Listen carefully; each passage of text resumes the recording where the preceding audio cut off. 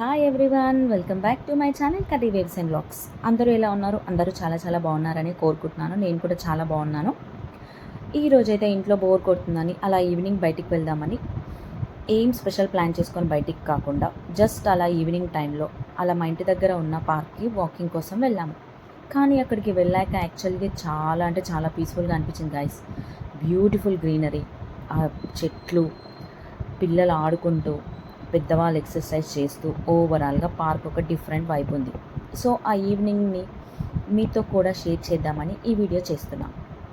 సిటీలో daily busy లైఫ్లో మనం ఫోన్ అని, వర్క్ అని, రెస్పాన్సిబిలిటీస్ అంటూ బిజీ అయిపోతున్నాం కదా. అలాంటి టైంలో ఒక్క 30 మినిట్స్ ఇలా నేచర్ మధ్యలో వాక్ చేస్తే మైండ్ కూడా కొంచెం రిలాక్స్గా ఉంటుంది.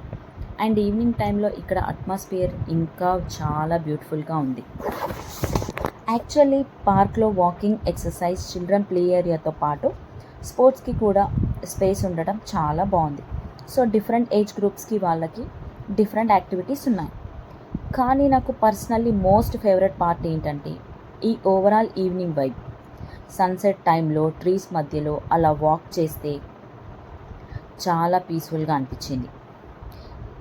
ఎస్పెషల్లీ ఈ నేచర్లో కొంచెం టైం స్పెండ్ చేయడం, వాకింగ్ చేయడం ఇంకా బాగుంది.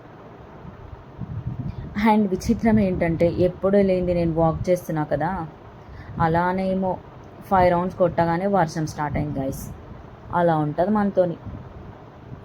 సో ఇది మా సింపుల్ ఈవినింగ్ వాక్. మీరు కూడా ఇలాంటి సింపుల్ డైలీ వ్లాగ్స్ చూడాలనుకుంటే డెఫినెట్లీ కామెంట్ చేయండి. ఈ వీడియో ఎలా అనిపించిందో, ఇంకా నా ఛానల్ని సబ్స్క్రైబ్ చేసుకోకపోతే సబ్స్క్రైబ్ చేసుకోండి. Thanks for watching. బాయ్.